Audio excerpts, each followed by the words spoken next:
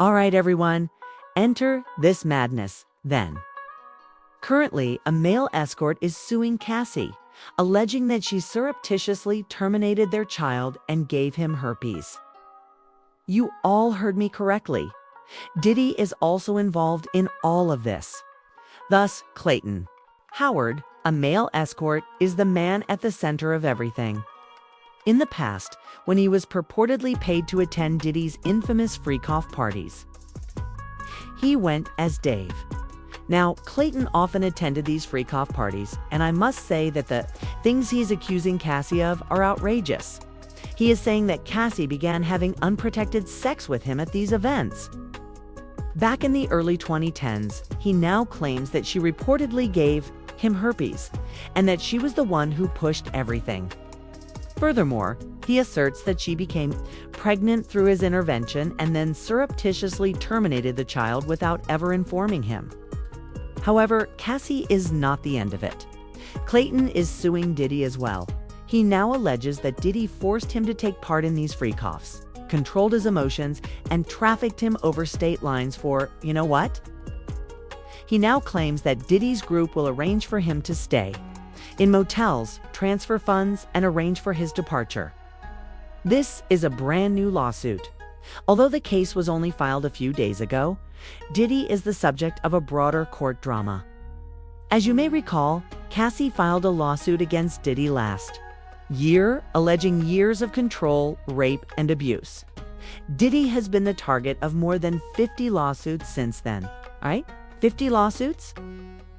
As you are all aware, this man will need to make some money. Online users are also inquiring, how does he know that Cassie is the source of the STD?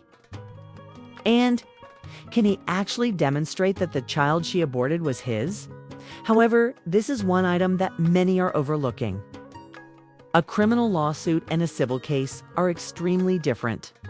This implies that the evidence need not be as compelling. It's more about demonstrating financial and emotional harm.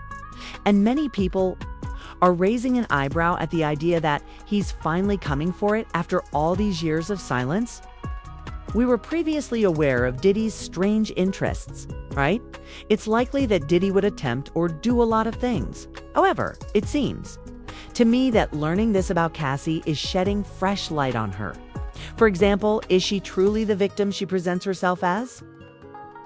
I will now show this video in which Clayton Howard discusses this matter.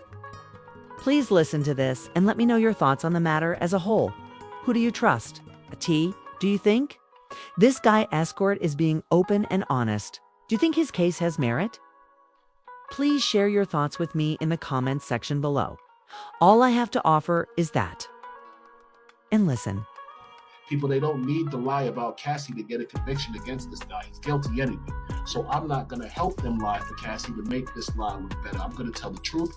I'm going to speak about what she actually did to me, and people, I'm about to go public, because the truth is that the jury and the prosecution and the people deserve to know the truth about Cassie. This should not be held. This should not be hidden. It should not be buried so she's allowed to use an excuse that Diddy made me do it. When there's a man who sat in a room with her 8 years that can say, no, he did things to her, but he didn't do that. People, I'm not for Diddy. I'm fucking not for Diddy. And when you read this book, you'll realize there's no way I'm for Diddy. People, I'm telling them everything that he did, but I'm also telling them what Cassie did. Because a true man of truth tells the truth. He doesn't favor one side or the other. So good morning. I am Dave, the man who has just sued Cassandra Ventura for damages involved in the Sean Combs sex trafficking trial. And I'm looking through social media and I see a lot of the women out there, particularly black women like myself, who choose to victim shame me and try to do everything they can to discredit me, because the truth is that the loss of the Sean Combs trial was a loss to the Me Too movement and to hating women like the women who are trying to insult me. So let me tell you something, you women out there who would like to insult me. This is my story. I was paid by Cassie, Cassandra Ventura, for 8 years to be her male provider. I didn't have to be the best looking guy. I was the best in bed. And because I was the best in bed, guess what? I was given this arrangement. I was coerced. I was drugged. I was manipulated with promises of money and gifts for over a period of 8 years to continue to be this woman's provider at her expense and at the expense of Diddy. Now, at the time, legally, I didn't know my rights as well as I do now. I didn't create this conflict with Cassandra Ventura. She created it with me. She's the one who decided to bring up things that happened over 10 to 15 years ago to hold Sean Combs accountable for what was a partial truth. She's the person who introduced me to the U.S. Attorney's Office. She's the person who told the U.S. Attorney's Office about our relationship. So in essence, those out there who want to hate on me, who want to say that I'm attacking Cassie, you should realize the truth, that Cassandra Ventura, your idol, did this to herself.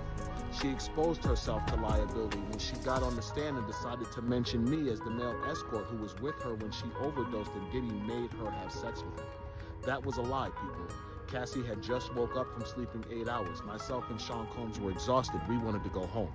Cassie's the one who forced that sexual encounter. People, she tells you that Sean Combs made her have sex on her menstrual cycle. I can't speak for anyone else but myself.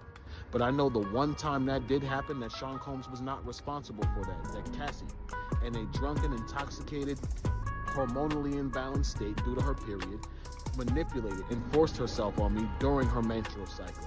And what I mean by that is I had no knowledge she was on her menstrual cycle because the room was completely dark. She manipulated the room. She manipulated the environment to get what she wanted, and then she totally got up like I was the one who should have been grateful. You're on your period. That's disgusting, and I deserve more respect than that. As a man, if I had laid down with a woman and forced myself on her and orgasmed in her and she got up and it was leaking out of her, guess what? I would have raped her. So by statute, by case law definition, Cassandra Ventura sexually assaulted me. I'm not looking to destroy Cassie. I've given Cassie more than a year to settle this before things got out of control. The problem is she's being supported by women like you who choose to attack male victims instead of accept the truth, which is that a woman could have lied to get revenge on the ex-boyfriend who broke her heart and hurt her. It happens, people. They say hell hath no fury like a woman scorned, and that's true. If you hurt some women, they will do everything in their power. If you hurt some men, they'll do everything in their power to hurt you. But I want to end this by saying this. Cassie did this to herself. They say he who sets out on a course of revenge should dig 2 graves. People, Cassie dug the grave that is Clayton Howard herself.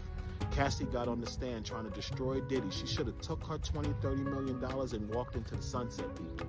She should have never gotten on the stand and created further liability for herself by telling more of the lie that she created to get this man sent to prison for his life. She made a mistake when she got on the stand, people. She made a mistake when she got on the stand and lied about the events with Clayton Howard. Clayton Howard is a victim of Cassandra Ventura. Clayton Howard didn't ask to be in a relationship with Cassandra Ventura while she was sleeping with numerous men per week. I get it. You all think I was a nasty male prostitute sleeping with women, all different women all the time. It actually didn't work like that. To have certain types of people that can pay you that well, what you really have to do is you have to focus on people who are affluent. And affluent people don't engage in activities like that. So I might have had a client once a month. The truth is I was only a male escort for 2 years. I continued in the profession because Cassie and Diddy continued to pay me very well, and I was an ex-con. I needed money. Yes, I was trapped in the situation. I'll admit that. I didn't know what to do. But does that mean I should be victim shamed because the same thing that happened to women all the time happened to me as a man? No.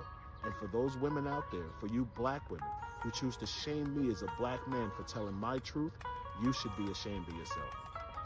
That's probably pretty much all I have to say. You will not see me too much in the media. I don't need the public to believe me. I just need a jury of my peers and 12 people to believe me in a court. Thanks to the testimony of Cassie during the trial of Sean Combs, I have that. Thank you for watching. Stop victim shaming. Thank you.